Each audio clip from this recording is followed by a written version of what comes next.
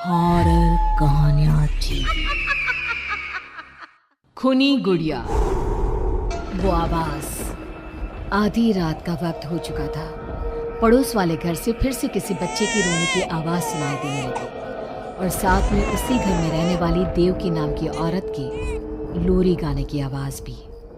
ये आवाज सुनते ही राधिका डर से थर थर कांपने लगी। उसने जल्दी से गहरी नींद में सोए अपने पति केशव को जगाया।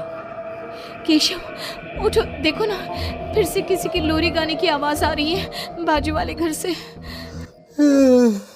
क्या हुआ राधिका, क्यों परेशान हो रही हो? अरे कोई आवाज नहीं आ रही है यार। लेकिन अभी बस 2 मिनट पहले तो देव की लोरी गा रही थी और एक बच्चा रो रहा था। अरे कोई मूवी देख रहा होगा, उसकी आवाज होगी। देवकी और उसके पति मोनिश ने बताया ना कि उनके बच्चे नहीं होते। उस घर में कोई बच्चा नहीं है। अब ना तुम भी सो जाओ और मुझे भी सोने दो। लेकिन अभी बस 2 मिनट पहले तो देव की लोरी गा रही थी और एक बच्चा रो रहा था। राधिका हैरान थी कि आवाज सिर्फ उसे ही सुनाई क्यों देती थी। लेकिन जब उसके पति केशव ने उसकी बात नहीं सुनी तो वो सोने की कोशिश करने लगी। लेकिन राधिका के कानों में किसी छोटी बच्ची के हंसने की आवाज गूंजने लगी। राधिका बुरी तरह से डर गई थी। अगली सुबह मैं दुकान जा रहा हूँ, आज माल खत्म हो रहा है दुकान में। इन दिनों पता नहीं क्यों लोग जमकर खिलौने खरीद रहे हैं।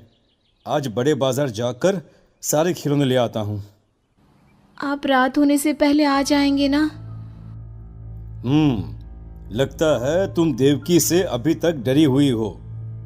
अच्छा ठीक है, देखो घर के पीछे वाली गैलरी में मत जाना, क्योंकि वहां से तुम्हें अक्सर देवकी नजर आती है और तुम ना फिर डर जाती हो। ठीक है केशव, मैं आज उधर जाऊंगी ही नहीं। जब भी उधर देखती हूँ कुछ डरावना ही नजर आता है। केशव दुकान चला जाता है। तभी अचानक राधिका को याद आता है कि घर की गैलरी में उसने कुछ कपड़े सुखाए थे। डरते हुए वो वहां जाती है। दूसरी तरफ देवकी की गैलरी नजर आती थी। राधिका जैसे ही कपड़े लेकर वापस आने को पलटती है, उसकी नजर सामने देवकी की गैलरी में पड़ी। वहां एक 4 साल की बच्ची खड़ी होकर उसे घूर रही थी। हे भगवान, ये कौन है? कौन है ये? मैं इससे पूछूं कि इसका नाम क्या है? हाँ, पूछ लेती हूँ, फिर केशव को बताऊंगी। वो मेरी बात पे भरोसा नहीं करते ना। बेटा, कौन हो तुम? हाँ, तुम्हारा नाम क्या है? गुड़िया। तभी अचानक वहां पर देवकी आती है और वो बच्ची गायब हो जाती है। क्या हुआ? आप किससे बात कर रही थी? वो यहाँ पे मैंने एक लड़की को देखा था। वो कौन थी? कहाँ गई वो अभी? कौन लड़की? मैंने कहा ना, मेरे घर में कोई बच्चा नहीं है। मैंने देखा था, वो यही थी। वो आपके पीछे कौन है? राधिका को फील होता है कि किसी ने उसे धीरे से पुकारा, आंटी। राधिका पलट कर देखती है तो वहां वो छोटी बच्ची खड़ी थी। राधिका चीख कर बेहोश हो जाती है। जब उसकी आंख खुलती है तो केशव उसके पास खड़ा था। क्या हुआ राधिका? राधिका, होश में आओ। वो तो भला हो देवकी जी का, जिन्होंने तुम्हें बेहोश पड़ा देखकर मुझे कॉल कर दिया और मैं घर आ गया। तुम उस गैलरी में गई ही क्यों? केशव, वो लड़की यहाँ आ गई थी और वो देवकी, वो ठीक औरत नहीं है। तुम पागल हो गई हो राधिका। आज देवकी जी ने ही मुझे तुम्हारे बारे में बताया। क्या सोचती रहती हो? अरे कोई नहीं है उस घर में। अगले दिन केशव के दुकान जाते वक्त, मैं भी आज आपके साथ चलूंगी। अच्छा ओके ठीक है, चलो चलो। अब दुकान पर पहुंचकर, वाह केशव, कितने सारे नए खिलौने। और ये इस पैकेट में क्या है? अरे एक बड़े साइज की डॉल है, मार्केट में नहीं आई है। सोचा अगर लोग खरीदेंगे तो अगली बार और ऑर्डर कर दूंगा। क्या मैं देख लूं इस डॉल को? हाँ देख लेना। मैं जरा माल लेने बड़े बाजार जा रहा हूँ। तुम दुकान संभाल लो और आराम से बैठकर खिलौने देख लो, ठीक है? केशव दुकान से चला जाता है। तभी कुछ देर बाद देवकी दुकान पर आती है। कैसी हो तुम? तुम यहाँ क्या लेने आई हो? गुड़िया। गुड़िया? मेरा मतलब तुम गुड़िया का क्या करोगी? तुम्हारे घर में तो बच्चे। तुम मुझे गुड़िया दिखाओ, बस बड़ी वाली गुड़िया। राधिका घबराते हुए बड़ी डॉल का पैकेट खोलती है। बिल्कुल ऐसी ही डॉल चाहिए। आज वो खुश हो जाएगी इसे देखकर। कौन कौन खुश हो जाएगी? देवकी अजीब नजरों से राधिका को देखती है और बिना कुछ कहे पैसे देकर चली जाती है। उसके जाने के बाद राधिका शॉप के अंडरग्राउंड में नए टॉयज का मॉल चेक करने जाती है। वहां बच्चों का एक झूला था।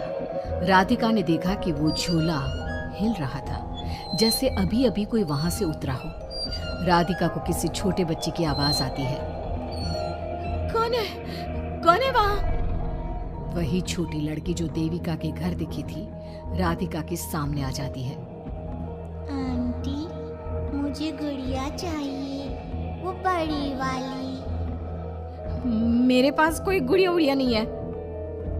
बड़ी गुड़िया चाहिए, मुझे दे दो, नहीं तो मैं ये सारे खिलौने जिंदा कर दूंगी और फिर वो आपको मार डालेंगे। कौन हो तुम? मैंने कहा ना नहीं है मेरे पास बड़ी गुड़िया।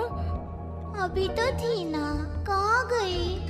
वो देवकी ले गई अपने साथ। अभी जाओ और मेरी गुड़िया लेकर आओ, बर्रा।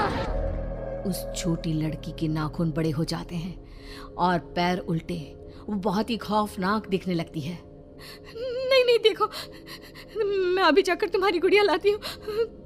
तुम यहीं रुको।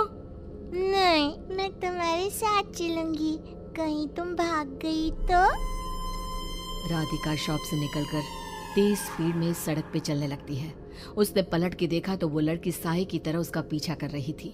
राधिका देवकी के घर पहुंचती है। दरवाजा खुला था। राधिका अंदर गई, वहां कोई नजर नहीं आया, बस सामने वो गुड़िया रखी थी। राधिका चुपचाप गुड़िया को उठा के वहां से आने लगती है। पीछे से आवाज आती है। रुको, ये क्या कर रही हो? मेरी गुड़िया कहाँ ले जा रही हो?